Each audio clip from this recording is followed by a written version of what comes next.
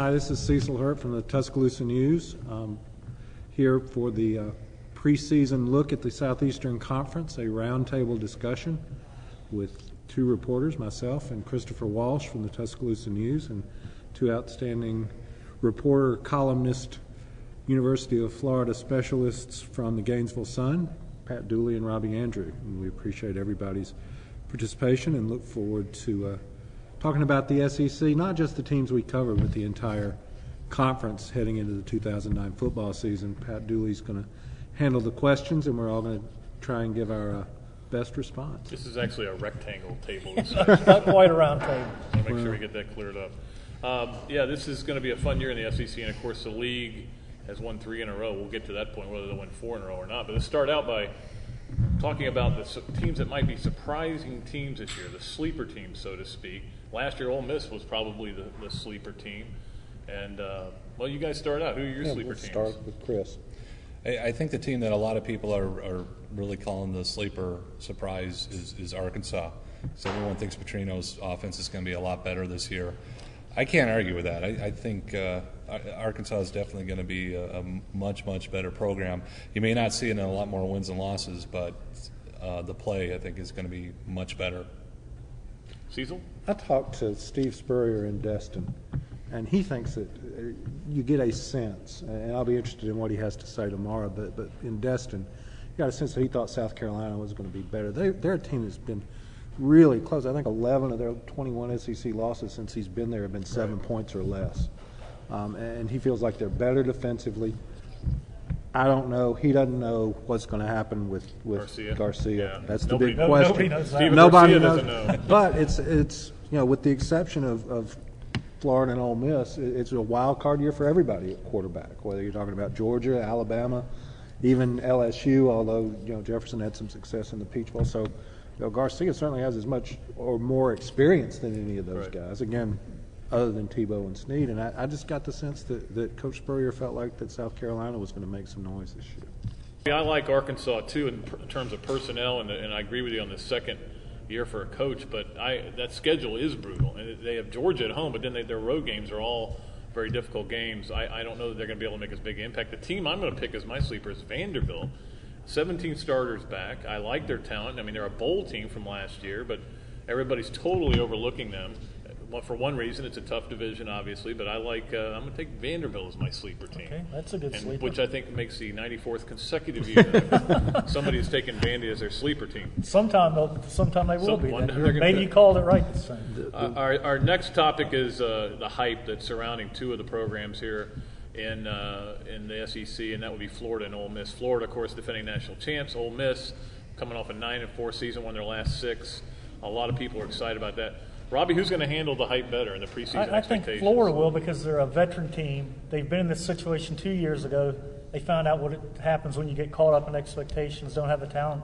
They have the talent to do it this year, and I think Ole Miss, as bad as they were before Nutt got there, to turn it around like they did. Like he said today, they're getting patted on the back everywhere they go. And, I just have a feeling, even though their schedule is favorable at home, I just have a feeling they're not going to handle it the way that Florida does. I think Florida's pretty focused on knowing how to handle this kind of situation. Cecil? Well, I think for Ole Miss, it's a multi-part equation. And we're talking about a team that absolutely beat Florida, looked great, beating Texas Tech, lost to Vanderbilt, lost to South Carolina last year.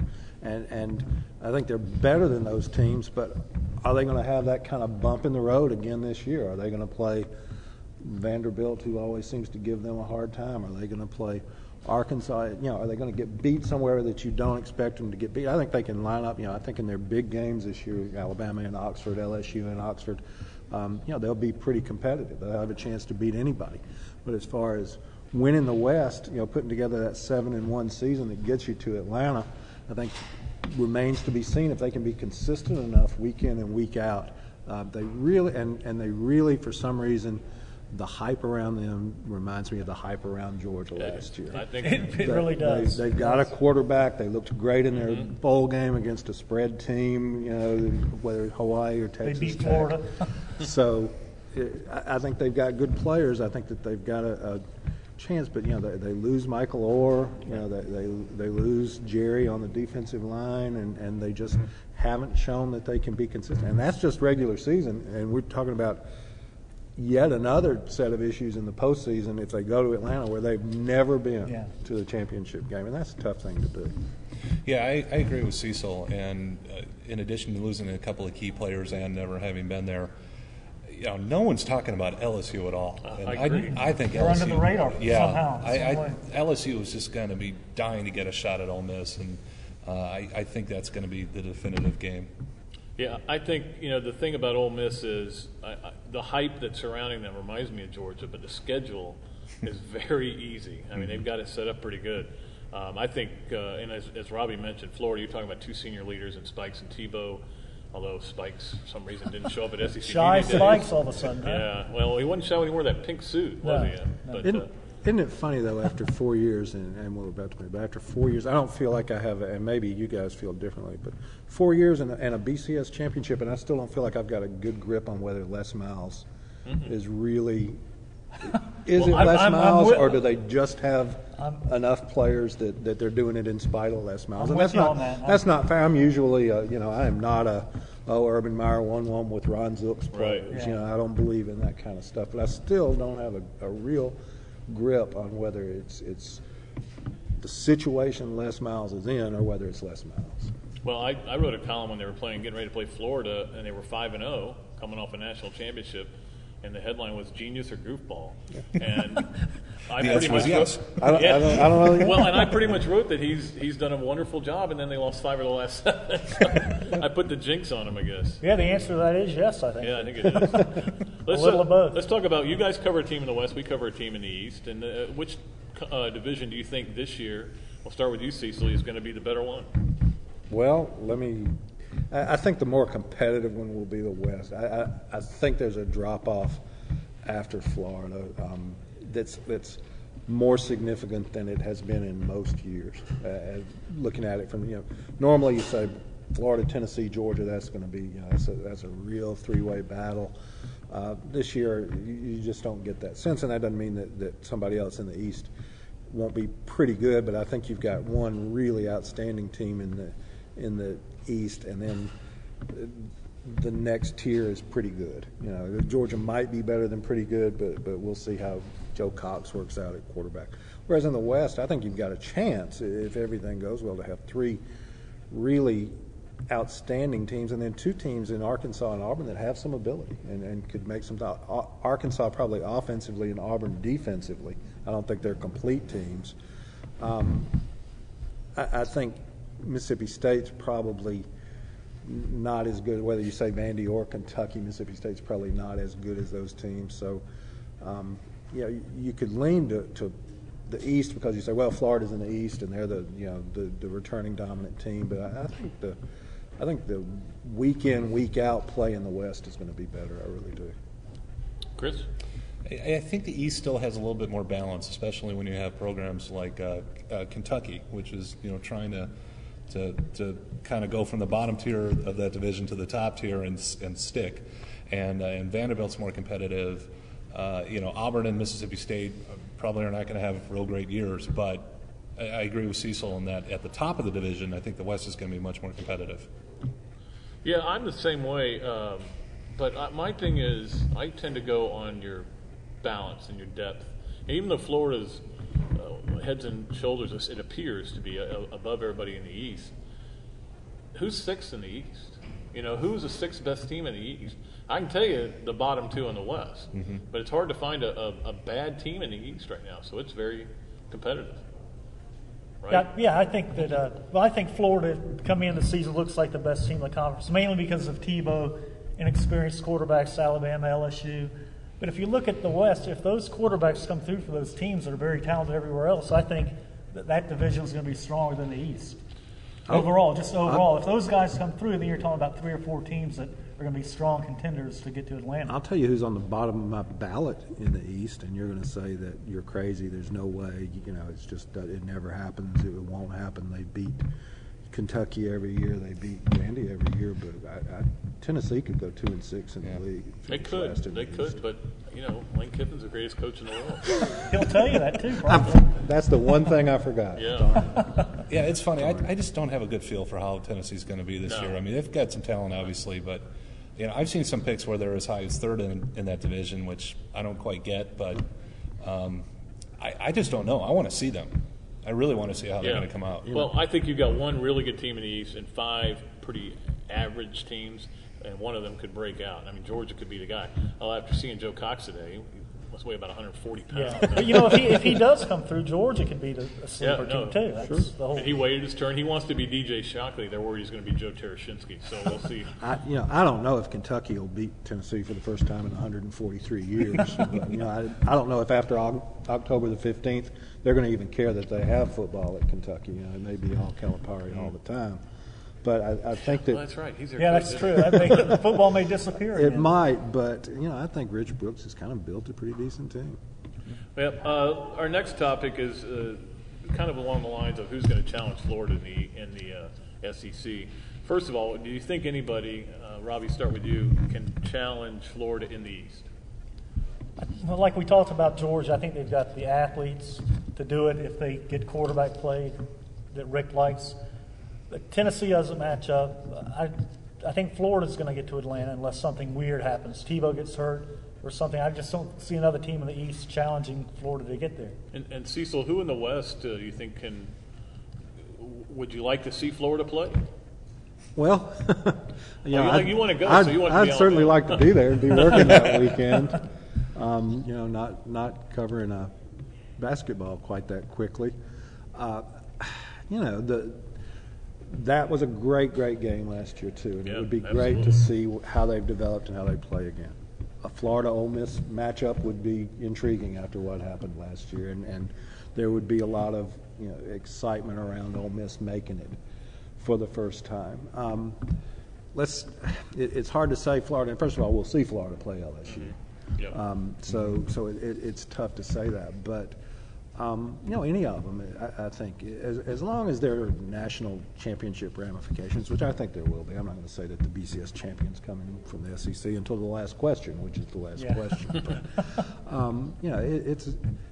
I'll say this: if it's Florida and Alabama, or Florida and Ole Miss, or Florida and LSU, I hope it's as good a game as it was last year. Chris? Well, from a storyline perspective, I'd love to see it be Mississippi State. Now, having said that, Dan Mullen would like that too. I would not go to Vegas and bet on that, though. Me neither. But I think if Alabama's defense doesn't have a lot of injuries, I think we could very well see a rematch. I think that'd be a great last SEC game for Tim Tebow.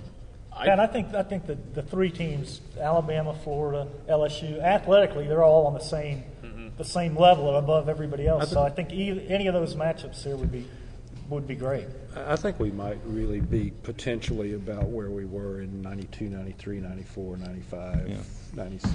It's almost like a perennial. Yeah. I think you got the two best coaches, and they're good recruiters, obviously. Yeah, they both loaded up on talent. So. I picked LSU to win the West, and it's just a hunch, just what you were saying. I think they're being overlooked, and obviously a loss to Florida wouldn't kill them. If Florida does play Ole Miss in the championship game and loses, Tebow's speech won't get quite the same publicity. I don't think I'm going to work hard to play in the Outback Bowl. If LSU gets there, they'll have earned it because they do play. Yeah. They do play Florida, which the other two don't in the regular season, and they're at Alabama and at Ole Miss. Yeah, they've got the toughest road to get there, no question. They'll have earned it.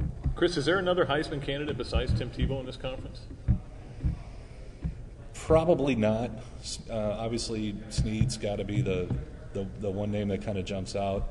The way the Heisman is now, it almost has to be a quarterback, and it's got to be from a team that throws the ball quite a bit. And when you have Bradford and you have Colt McCoy coming back also, it would take some real spectacular numbers. So offhand, I would say probably not. Cecil? Yeah, I'm going to